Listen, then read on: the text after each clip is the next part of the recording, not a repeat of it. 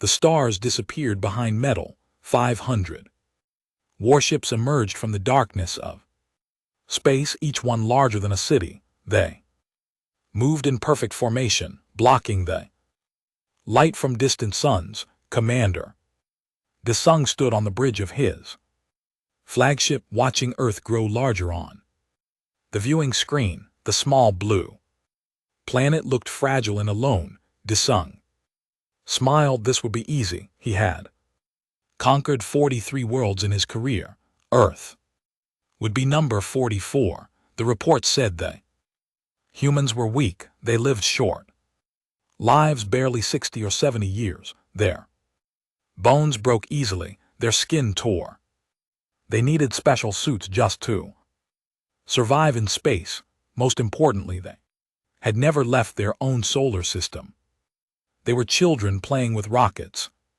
The Valkyrie were different. Des people had ruled the stars for 12,000 years. They had conquered 847 worlds. Their warriors trained for centuries. Their technology made human machines look like toys. Their honor code had never been broken. Sir, we are in position, said Hai Jin, his second officer. She was young for her rank, only 200 years old. But she was smart and loyal. Excellent. Open a channel to the planet. Let us offer them the chance to surrender. Hey. Jin worked at her console. Within moments, every radio, television, and computer on Earth received the same message. Desung spoke in a calm voice, the way a teacher speaks to a student. People of Earth, I am Commander Desung of the Valkyrie Empire. Your planet is now under our control. You have two choices: submit to our rule peacefully, and you will be allowed to live; resist, and you will face extinction. You have 1 hour to respond. Desung closed the channel. He turned to Hijin. How long do you think they will take to surrender? Hyojin looked at her screens. Her face showed confusion. Sir, I am reading strange energy signatures from their satellites. Their defense systems are more advanced than our intelligence. Reported impossible. They are primitive, sir. I recommend caution. They have never even fought an alien species before. They will surrender. They must. On Earth Defense Station Olympus, Captain Taewon received the message. He was 58 years old with gray hair and scars on his face from 3 different wars against other humans. He read the alien's words and started laughing. Sir, asked his communications officer, should we respond? Taewon stopped laughing. His face became serious. Connect me to Admiral Boa, Priority 1. The screen flickered. Admiral Boa appeared. She was 67 years old, the oldest active officer in Earth's Defense Force. She looked tired, but her eyes were sharp. I saw their message, she said before Taewon could speak. What do you recommend? Captain, we show them what happens when you threaten Earth. Bora nodded slowly. Agreed. No surrender. Not now, not ever. Activate all defense platforms. Wake up the fleet. Tell every soldier, every pilot, every person with a gun that we are going to war. Yes, Admiral, and Captain, make them regret coming here. The hour passed. Desung waited for Earth surrender message. Instead, something else happened. Warning alarms filled the bridge of his flagship.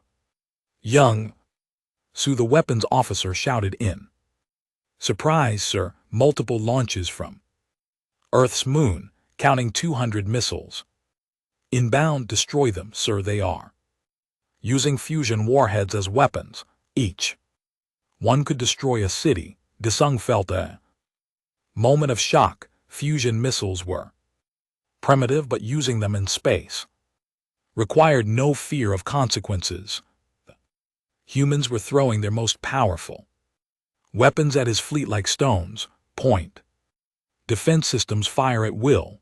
The Valkyrie ships responded quickly. Laser grids lit up space, destroying most of the incoming missiles, but not all. 3 missiles broke through and struck a Valkyrie frigate. The ship's shields failed. The hull cracked open. 300 Valkyrie warriors died in seconds. Return fire destroyed their moon base. But before the Valkyrie could shoot, more alarms sounded. Young Su's voice rose. Higher ships, hidden ships emerging from behind Earth's moon. They were waiting for us. A dozen human vessels appeared. They were small compared to Valkyrie warships, barely the size of Valkyrie shuttles, but they moved fast. Faster than should be possible. Des watched in disbelief as one human ship accelerated directly at a Valkyrie destroyer. The distance closed in seconds. At the last moment, escape pods launched from the human ship. Then the ship itself, still at full speed, crashed into the destroyer. The explosion was beautiful and terrible. Both ships died. Did they just sacrifice their own ship? Desung whispered. Hijin checked her instruments. Her hands shook slightly. Sir, I'm detecting similar suicide runs from 4 other human vessels. They are using their ships as weapons. That is insane. That is not how war is fought. Sir, they do not seem to care about our rules. The battle continued for 3 hours. The Valkyrie had superior weapons, better shields, and more ships. They should have won easily, but the humans fought like cornered animals. When their missiles ran out, they used their ships. When their ships were damaged, they rammed. When given the choice between retreating and dying, they chose dying. If it meant taking Valkyrie with them. By the end of the first engagement, Daesong had lost 65 ships, 13% of his fleet in 3 hours against a species that had never fought in space before. Yin began analyzing the battle data. What she found disturbed her. She spent hours reviewing human history files that the Valkyrie had collected, wars that lasted years, soldiers who fought until their ammunition ran out, then fought with knives, cities that burned themselves rather than surrender. One human phrase kept appearing in their intercepted communications. Taewon had said it. Bora had said it. Soldiers on the ground were saying it. We do not lose, we just run out of time. Hijin did not understand what it meant, but it frightened her. Desung stood on his bridge staring at the damage reports. He had fought for 300 years. He had never lost 13% of his fleet in a single battle. Never end. This was supposed to be the easy part. The space battle, the ground invasion, would be harder, but he did not retreat. He did not surrender. His honor demanded victory. Prepare ground forces. We invade Earth tomorrow. That night, Earth prepared. Every human with a weapon checked it. Every human without a weapon found one. The young were sent to shelters. The old stayed to fight. In Seoul, in Lagos, in Espalo, in 1,000 cities, humans made ready. Taiwan sent one final message to Dong. The Valkyrie commander played it alone. His quarters. Commander Desung, you have made a mistake. You thought you were invading Earth. You thought you were fighting primitives, but you do not understand. We are not primitives. We are the species that looked at animals with sharp teeth and said, I will make you my pet. We are the species that survived ice ages, plagues, and world wars. We are the species that split the atom and touched other worlds, and most importantly, we are the species that never ever surrenders. You have invaded Earth. Now you're going to learn why. The gods themselves fear humans. The message ended. Desung sat in silence for a long time. For the first time in his 300 years of life, he felt something unfamiliar. Doubt. The Valkyrie dropships fell through Earth's atmosphere like metal. Rain. Ju commanded the first wave. 20,000 warriors in full armor. Their target was Seoul. Intelligence said the city held 3 million people. Most were civilians. This should be simple.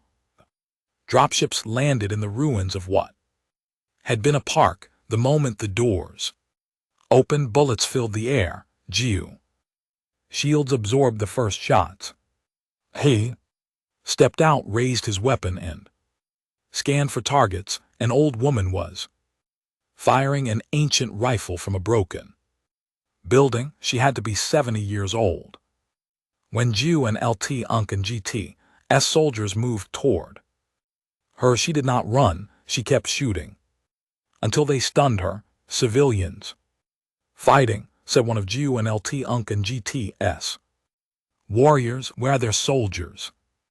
Everyone is their soldier, Jiu replied quietly. They moved deeper into Seoul. The city was already damaged from the space battle. Buildings leaned at strain angles. Fires burned, but in the rubble, humans waited. Not soldiers, not warriors, just people who refused to run. A child, maybe 10 years old, threw something from a window. It was a bottle filled with gasoline and chemicals. It broke on a Valkyrie warrior's shield and burst into flames. The warrior was not hurt, but Jiu saw the look in the child's eyes. Not fear, hatred. Check all buildings, he ordered. Assume everyone is hostile. They learned quickly that assuming was not enough. A group of humans approached under a white flag, the universal symbol of surrender. Jiu held his fire and waited. The group got within 20 m, then they exploded. Sun Hai had been a nurse before the invasion. She volunteered to be a suicide bomber. She walked toward the aliens calmly, her finger on the trigger hidden in her pocket. When she pressed it, she took 15 Valkyrie warriors with her. Jiu survived because he had stayed back. He stared at the crater where Sun Hai and his soldiers had been. The Valkyrie taught that war had rules. Honor meant fighting fairly. But humans were not fighting fairly. They were fighting to win. Sir, we have a problem, said his communications officer. The humans are not retreating. Every block we take, they attack from underground. There are tunnels everywhere. Seoul had a massive subway system built over decades.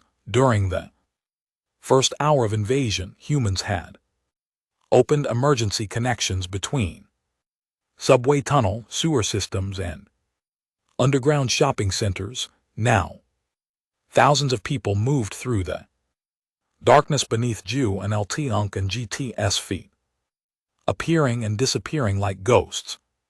Minso had been a teacher. She taught history to high school students. Now, she taught survival. Her group was 19 people, the youngest 14, the oldest 82. They lived in the tunnels and came out to fight. Remember, she told her group, they have better weapons and armor. But they do not know these streets. We do. Hit them and disappear. Never stay and fight. Make them afraid of shadows. They captured a Valkyrie translator named Kungho. Mio kept him alive because he could tell them how the aliens communicated while her fighters guarded him. She asked questions. Why did you come here? Kungho was confused by the question. Because you are here. Because we conquer. You thought we would just accept that every other species has. After they see our power, they surrender. Mio laughed. It was not a happy sound. Then every other species is not human.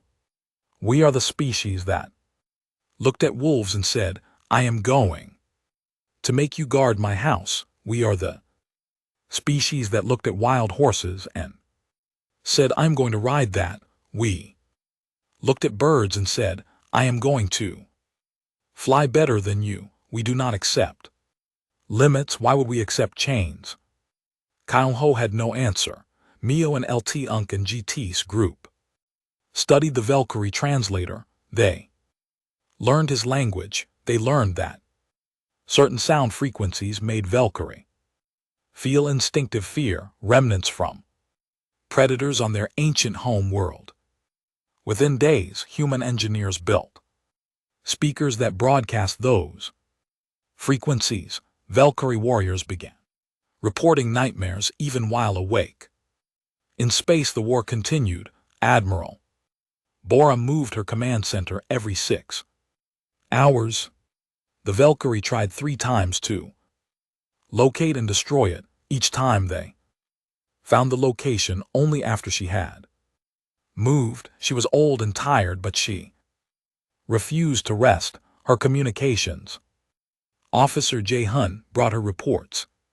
Constantly, most were bad. Millions of humans were dying, but millions more were fighting. Admiral, we intercepted Valkyrie command communications. They are reporting low morale. Their soldiers are requesting psychological support. Bora allowed herself a small smile. Good. Show me their transmission. She listened to Valkyrie commanders speaking to each other. They sounded shocked. One mentioned that his warriors were having mental breakdowns. They had been trained to fight enemy soldiers, not grandmothers with bombs. They had been taught to honor brave enemies, not enemies who pretended to surrender and then exploded. They do not understand us, Bora said.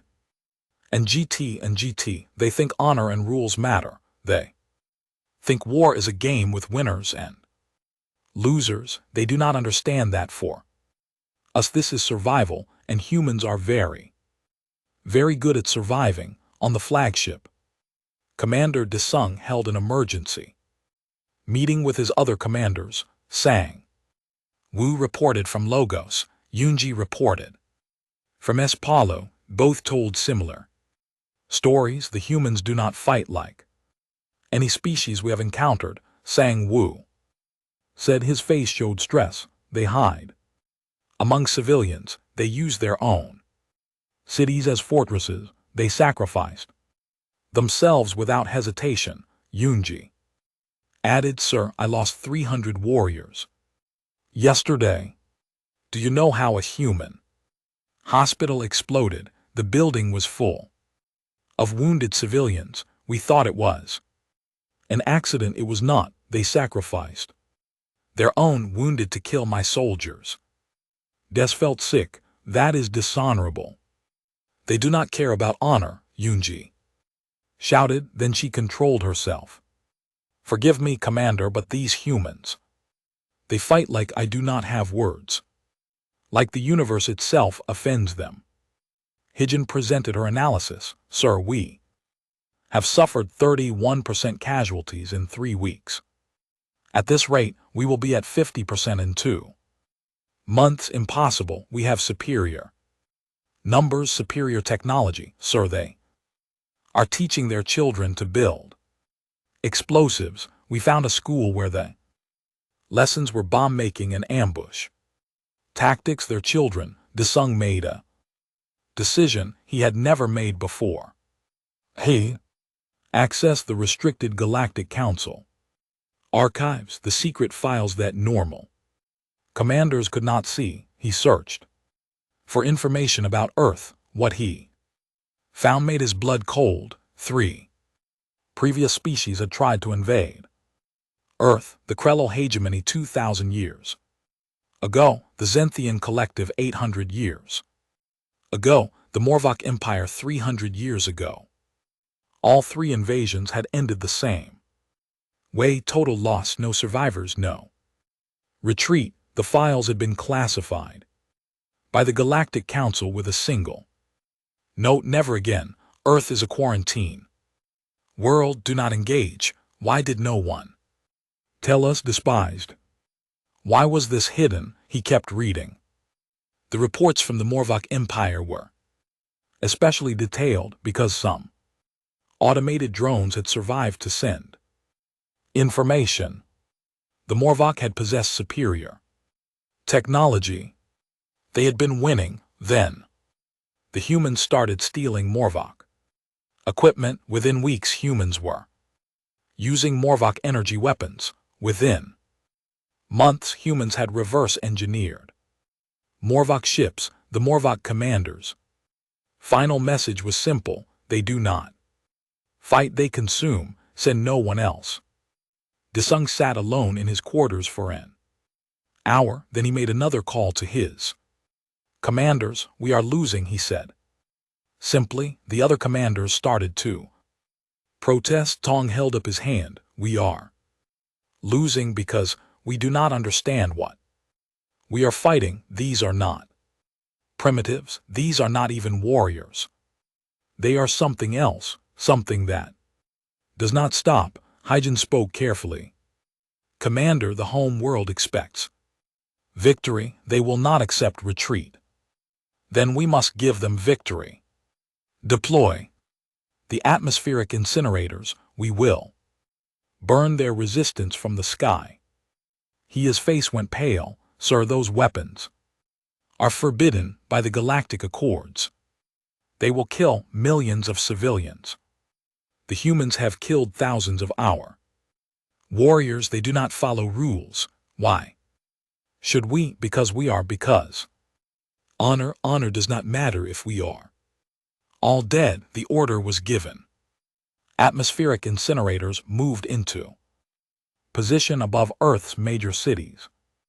These weapons could create fires hot enough to burn everything for hundreds of kilometers. They were designed to end rebellions quickly and terribly. On Earth, sensors detected the weapons moving into position. Admiral Bo received the alert. She had 15 minutes before the incinerators fired. She made a call to the defense platform.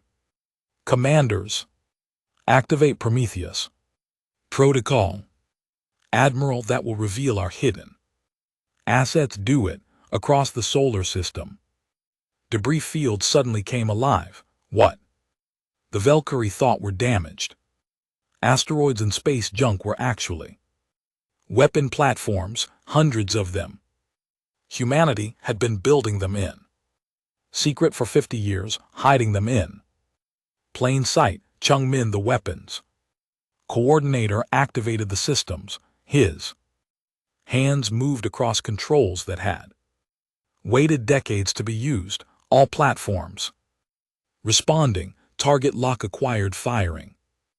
Kinetic projectiles launched. They were simple weapons, just tungsten rods each, one weighing several tons, but they were traveling at orbital velocity. When they hit with the force of nuclear weapons. 40% of the Valkyrie bombardment fleet died in 5 minutes. Desung watched his fleet burn. He had been a commander for 300 years. He had won every battle he had ever fought until now. How? He asked Hyjin. Commander Desung made the hardest decision of his life. He authorized the use of planet crackers, weapons so terrible that the Galactic Council had banned them 1,000 years ago. These weapons did not just kill, they destroyed atmosphere, boiled oceans, and left worlds dead for generations.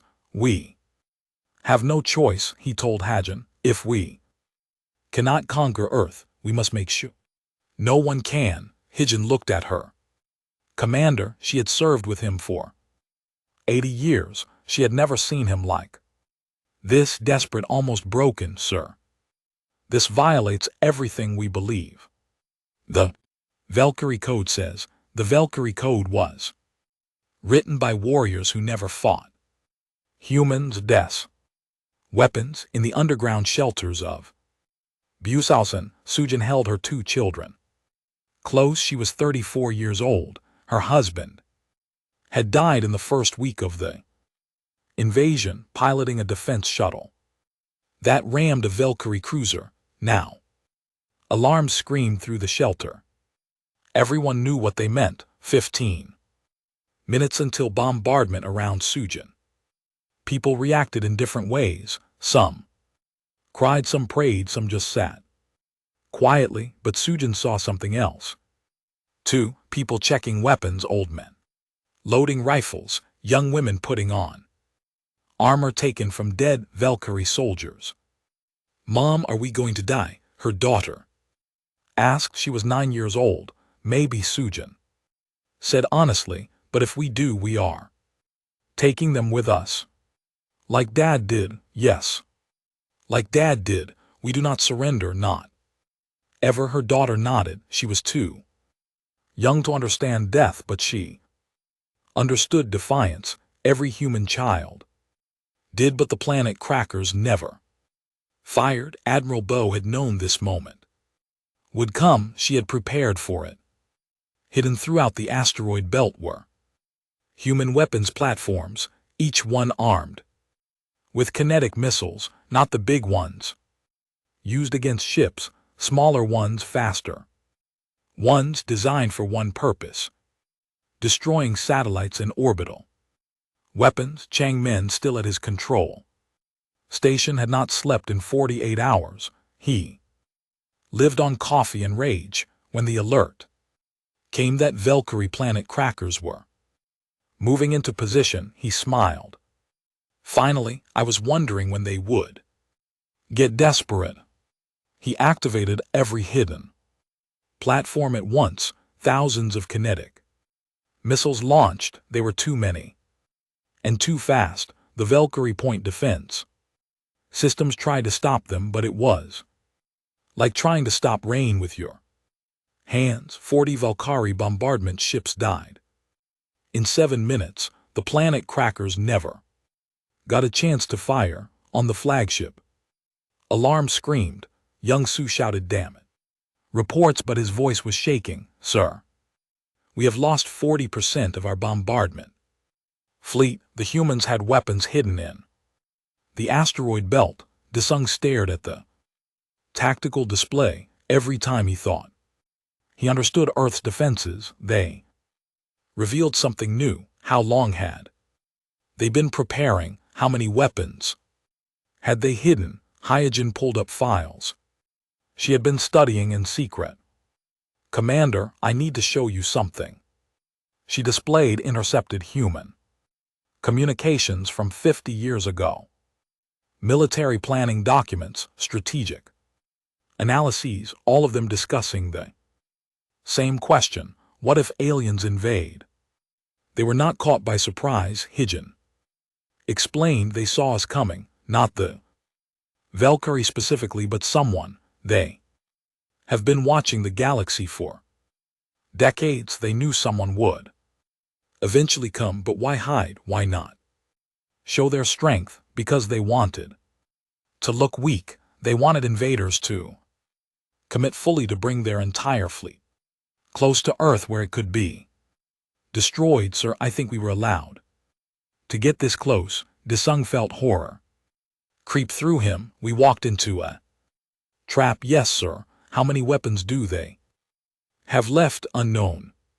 Every time we think we have found them, all more appear on the ground." The war had become even more brutal. Ju and LT Unk and GT's forces in Seoul were surrounded. The humans had stopped retreating. Instead, they attacked from every direction at once, from above, from below, from buildings that looked empty. Menno led the coordination. Her resistance cell had grown from 19 people to nearly 200. They lived in the tunnels, surfacing only to fight.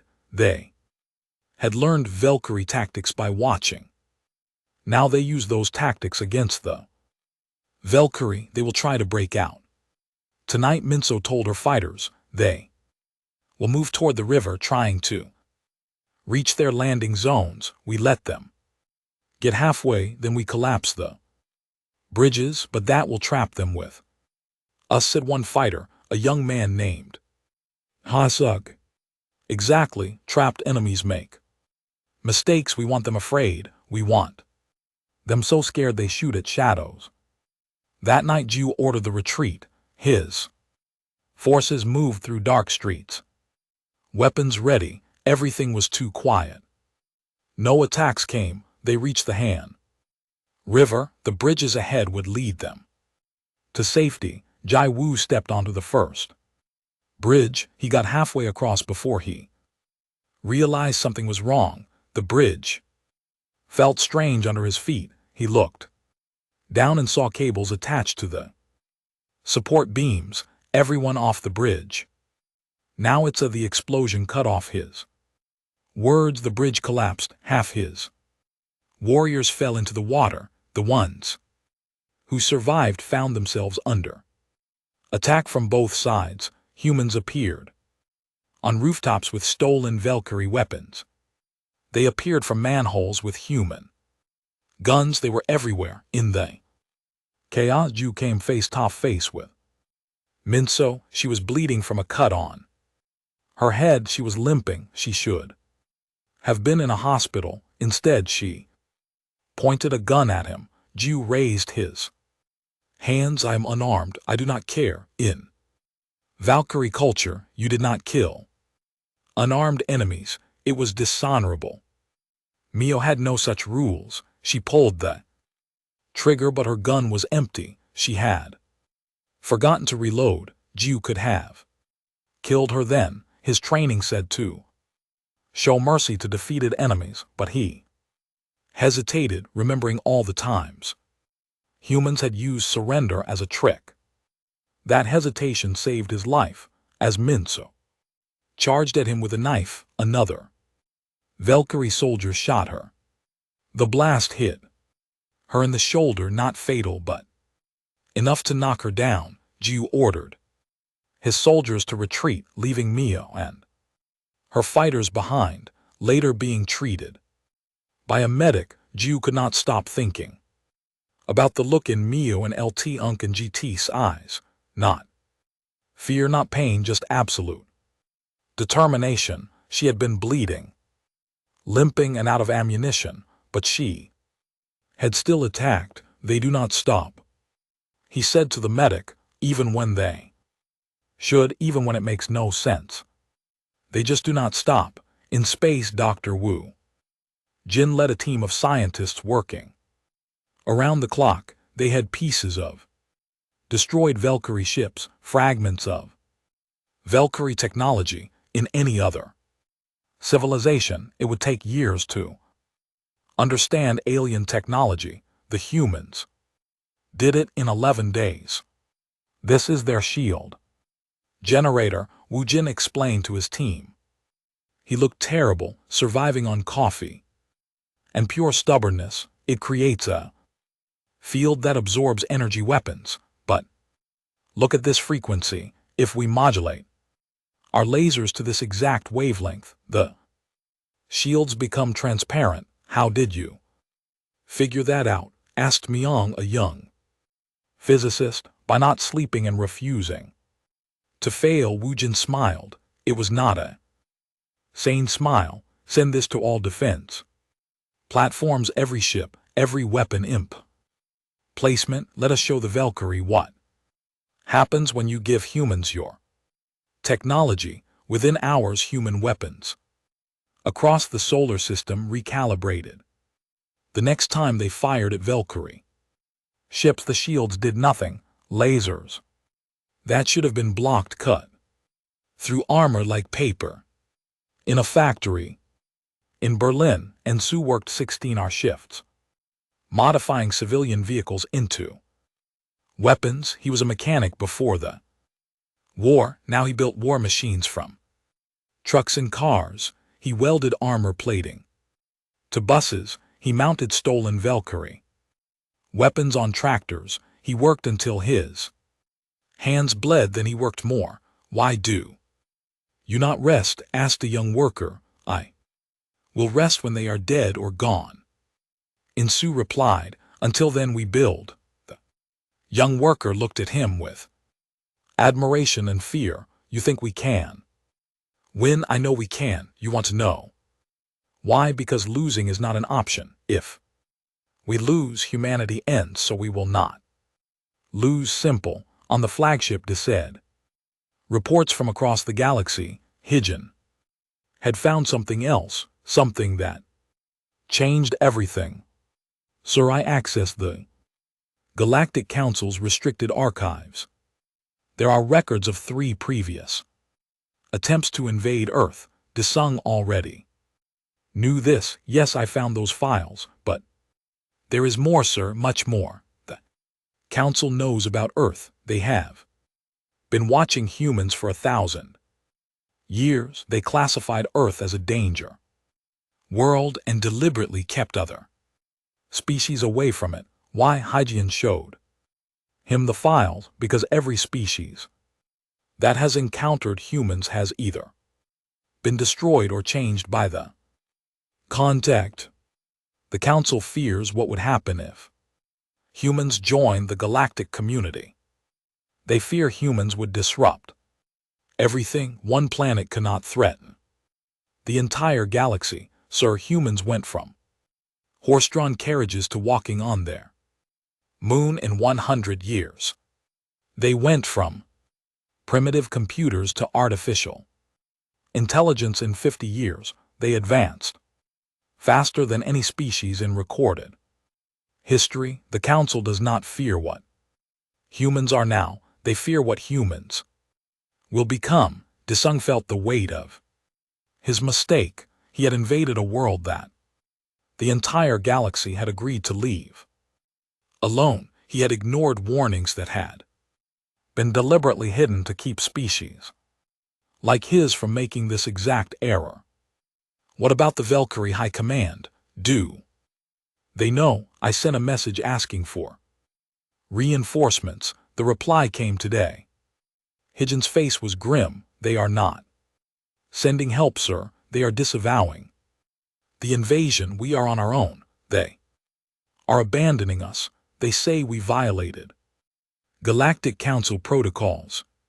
Commander Desung had 36 hours before the Valkyrie High Command abandoned his fleet completely. 36 hours to extract his forces and flee, but he needed some way to save face, some proof that the Valkyrie had not simply been beaten by primitives. We capture their leaders, he told his council. Admiral Bora and her command staff. We take them hostage and negotiate a withdrawal. Sang-woo, commanding from Lagos, shook his head. Sir, we tried that. The humans do not negotiate. They will negotiate for their admiral. She is a hero to them. Hijin looked doubtful, but said nothing. She had learned that arguing with Desung only made him more stubborn. Jin Woo led the special operations team. He was the best the Valkyrie had, trained in infiltration and capture. His squad consisted of 12 warriors, each one a veteran of dozens of campaigns. They studied Admiral Bora's movements for 6 hours, looking for a pattern. She moves her command center every 6 hours, Jin Woo reported, but I found something. There is a 40-minute window during each move when she is vulnerable, when her ship is in transit between stations. Can you intercept? Yes, sir, but it will require perfect timing. You have 30 hours. Make it happen. Jin Woo and LT Unk and GT's team positioned themselves along the route Bora's transport would take. They waited in a damaged orbital station that the humans thought was abandoned. When Bora's ship approached, they deployed. The attack was swift and professional. Jin Woo and LT Unk and GT's team disabled the ship's engines without destroying it.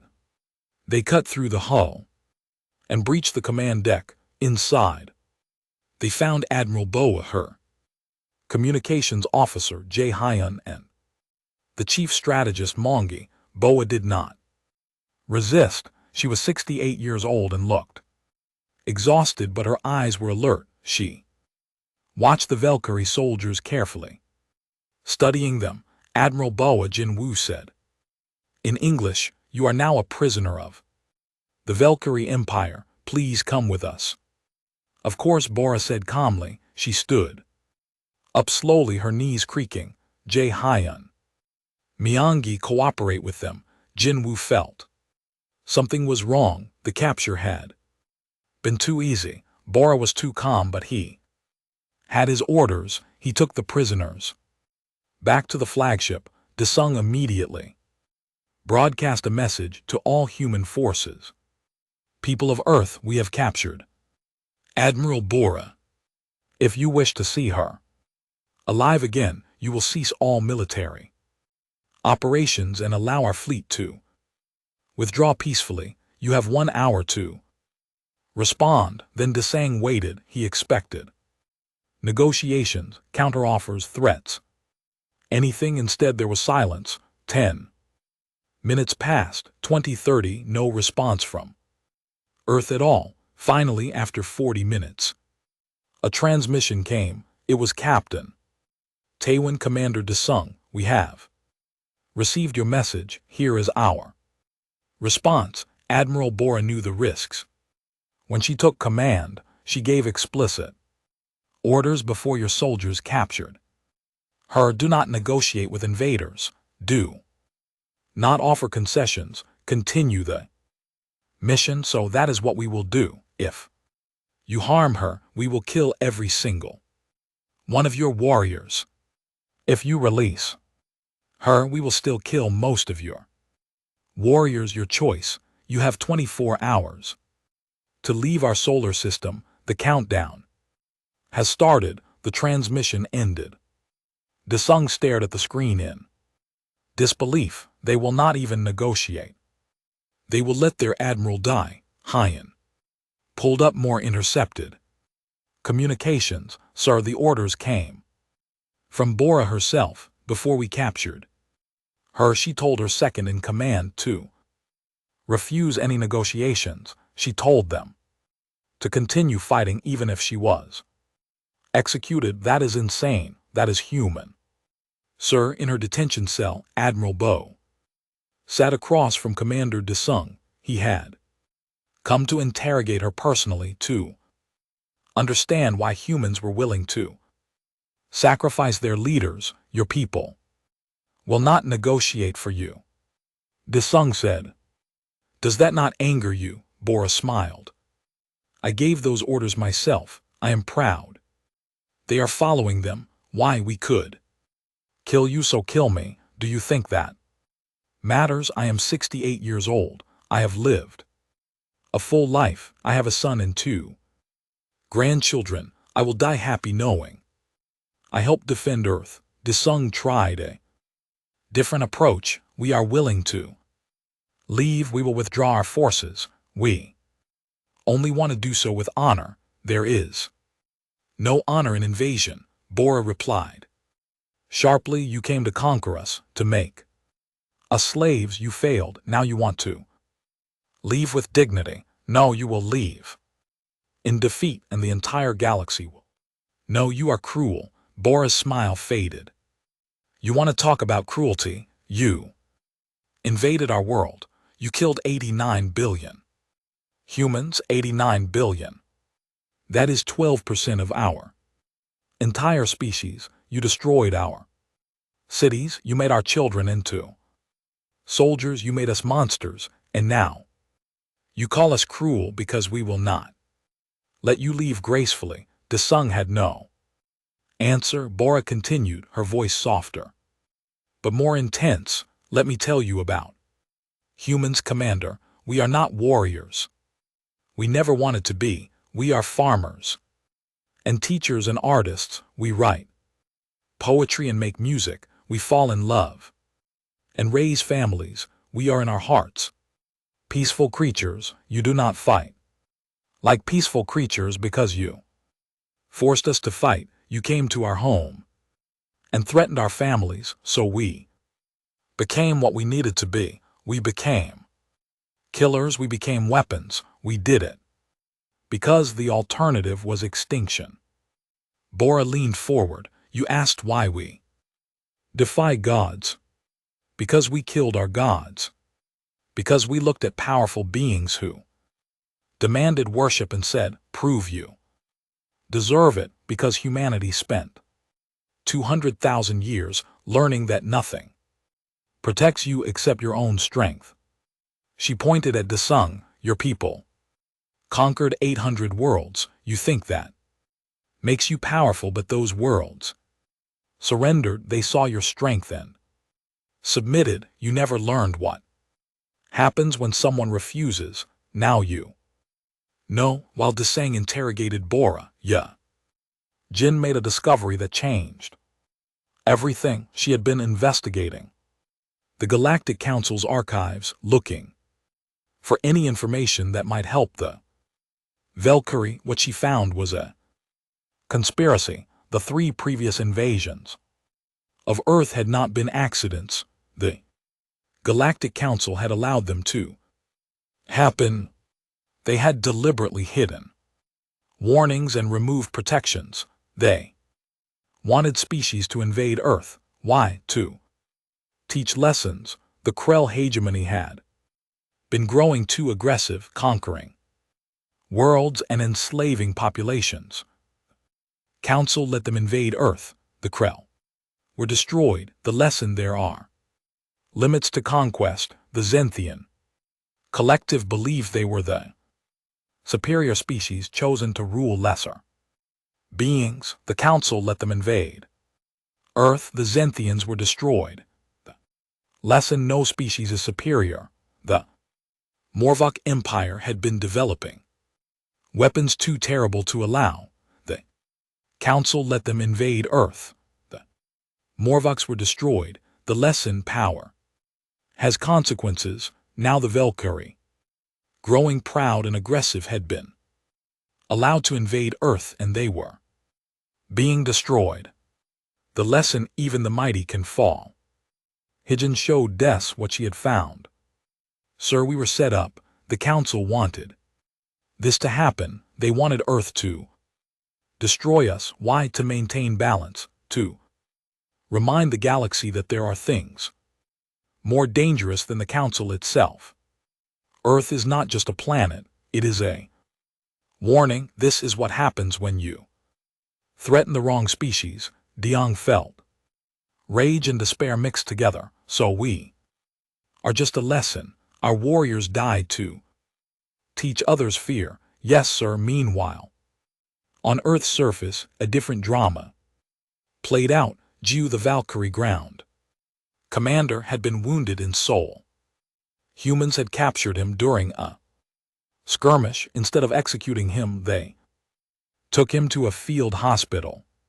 The medic treating him was Bong Hun, the same medic who had been working 16 hour shifts since the invasion started. He cleaned Jiu and LT Unk and GT's wounds and bandaged his injuries. He gave the alien soldier medicine for pain. Why are you helping me? Jiu asked. I am your enemy, Byung.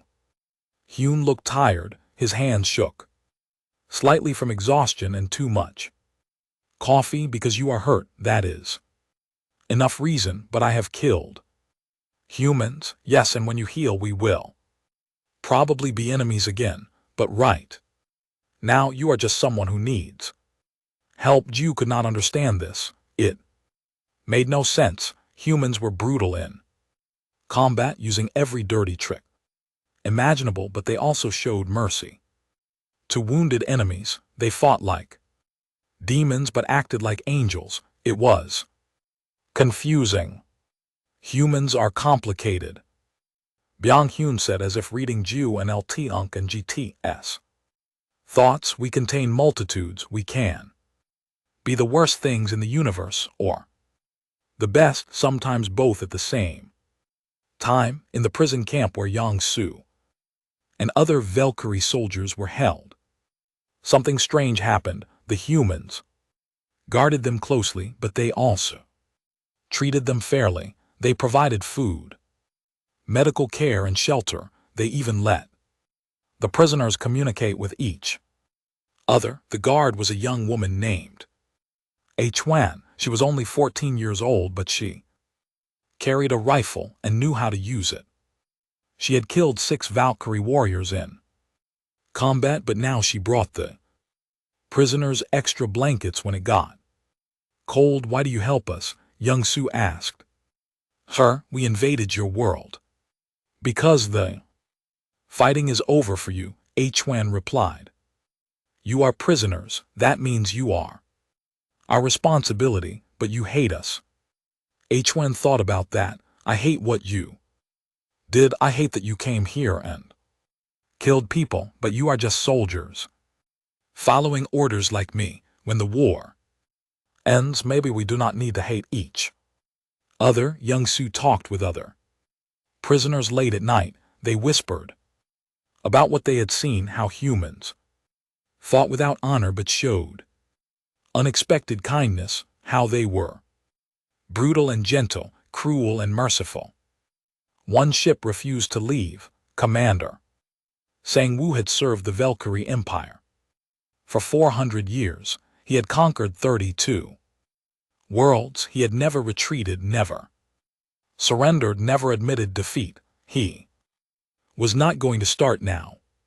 All ships, Sang-woo broadcast to the remaining Valkyrie fleet, this is a coward's retreat. We are running from primitives, from a species that barely knows how to leave its own planet. I will not do this. I will restore our honor. Design responded immediately. Commander Sang-woo, you are ordered to join the withdrawal. This is not negotiable. I refuse. You can abandon your honor. I will not abandon mine. 3 other ships broke formation and joined Sang-woo.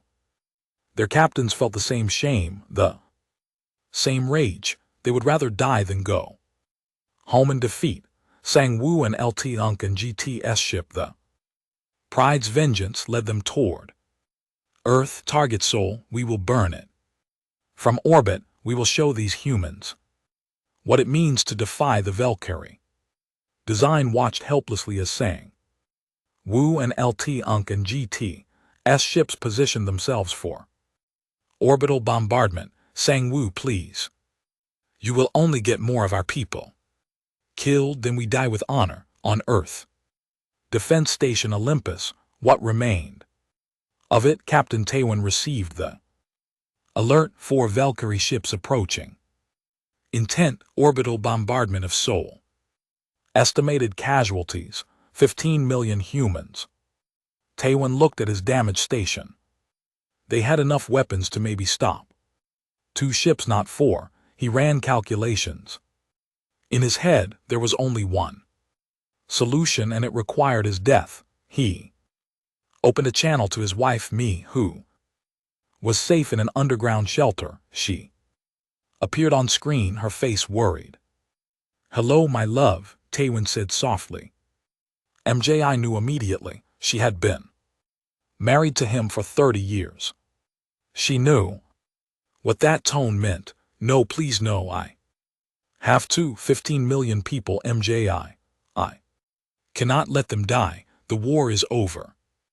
The Valkyrie are leaving. These 4 ships are not. They are going to bomb Seoul. I can stop them. Tears ran down MJI's face. Our son, he needs his father. Taewon smiled. It was a sad smile, but genuine. Tell him I kept the sky safe. Tell him I loved him. Tell him to be brave like his mother. I love you. I love you too. Taewon closed the channel. He could not afford to hesitate. He gave orders to his crew, everyone to the escape pods. Now, sir, we will not leave you, said his second in command. That is an order. Go, someone needs to survive to tell the story. When the pods had launched, Taewon sat alone on the bridge. He aimed his entire station at Sang-woo and LT Unk and GT's flagship. The station still had engines. Barely functional but working. He pushed them to full power. Sang-woo saw the station moving toward him. He laughed. One damaged station against 4 warships. This is their grand defense, sir. His weapons officer warned. The station is accelerating. I think they are going to ram us, destroy it. The 3 other Valkyrie ships opened fire. Their weapons hit the station, tearing pieces off, but Taiwan had spent the last month reinforcing the station's forward section. He had prepared for exactly this scenario. The station kept coming. Sang-woo finally understood. He is going to hit us. Evasive maneuvers. Too late. The station collided with Pride's Vengeance at full speed. The explosion was visible from Earth's surface. Both the station and the flagship disappeared in a ball of fire. The 3 remaining Valkyrie ships tried to complete their mission, but now the human fleet had time to respond. Captain Seok-jin, who had survived his own kamikaze run weeks ago, led the attack. He had learned not to sacrifice himself. Unless absolutely necessary, he could be more useful alive. The battle lasted 4 minutes. All 3 Valkyrie ships were destroyed. The human fleet lost 40% of its remaining vessels. 2,000 human personnel died, but souls survived. On his flagship, Desang watched it happen. He felt empty. So many deaths, all because Sang-woo could not accept that. The war was lost. Take us home, he told Ha-jin. The Valkyrie fleet began its journey back to the home world. They had left with 500 ships. They returned with 135, 73% losses. In military history, any campaign with more than 30% losses was considered a disaster. On Earth, humans counted their own dead. 89 billion people, 12% of the entire human population. Whole cities gone, millions of children orphaned, billions of families destroyed, but Earth survived. In Seoul, Minso stood in the ruins where her school had been. She was alive. Most of her resistance cell was dead. 19 people she had led into battle, only 4 survived. She found Hwan sitting on a piece of rubble, staring at nothing. The girl was 14, but looked much older. She had killed and seen killing. That changed you. Did we win? Hwan asked. Mio sat down next to her. We survived. For humans, that is the same thing. It does not feel like winning. No, it never does. Admiral Bora, released by the Valkyrie, gave a speech that was broadcast across Earth. She stood in front of a memorial wall, 89 billion names stretching out behind her. We paid a terrible price, she said. Her voice was steady, but her eyes were wet. We paid it in blood, in suffering, loss. 89 billion of our brothers and sisters, our parents and children, our friends and neighbors, they died defending our freedom. They died because the alternative was chains. She paused, looking at the camera. Some people will ask, was it worth it? Could we have negotiated? Could we have surrendered and saved lives? The answer is no. Because surrender would have cost more than lives. It would have cost our souls. It would have cost our children's freedom. It would have cost humanity's future. So yes, we paid the price, and we would pay it again, because some things are worth more than survival. Freedom is one of them. Dr. Woo Jin and his team cataloged the captured technology. Earth had gained 500 years of advancement in 2 months, faster than light drives, energy shields, advanced weapons, medical technology. The humans studied everything, learned everything, improved Everything, we should thank the Valkyrie. Wu Jun joked darkly. They gave us the tools to defend ourselves from the next invasion. His assistant Miang did not laugh. Will there be a next time? Probably. The galaxy is full of species. Eventually, someone else will forget the lesson. When they do, we will be ready.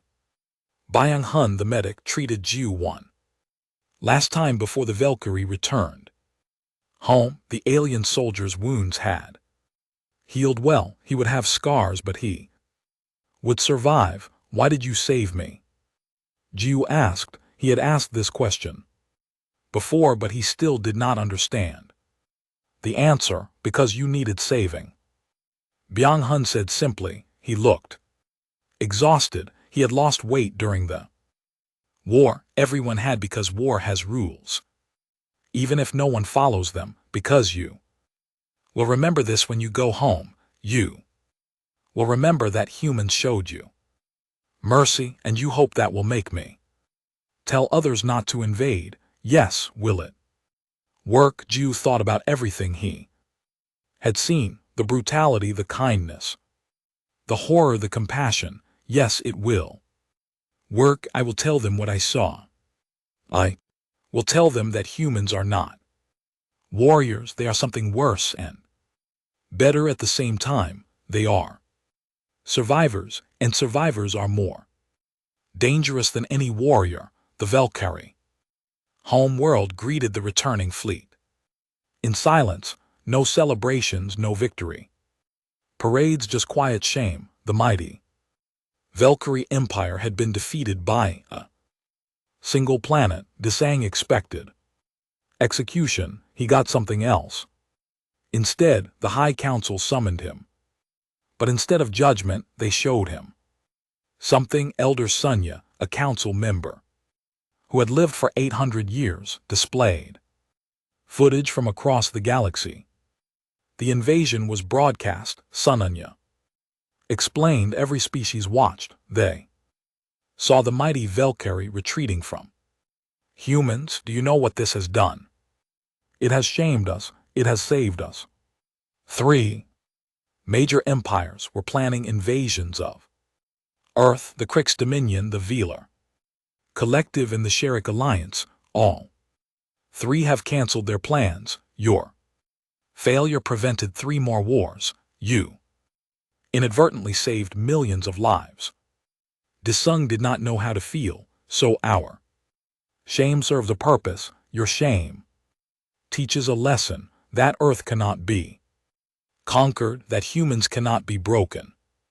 This lesson will prevent future suffering. Young Su and the other prisoners were returned to the home world. They had been treated well by humans, which confused their families. How could the enemy show such kindness? But Yang Su and his fellow prisoners had changed. They spoke of humans differently, not as primitives, not as lesser beings, but as something to be respected.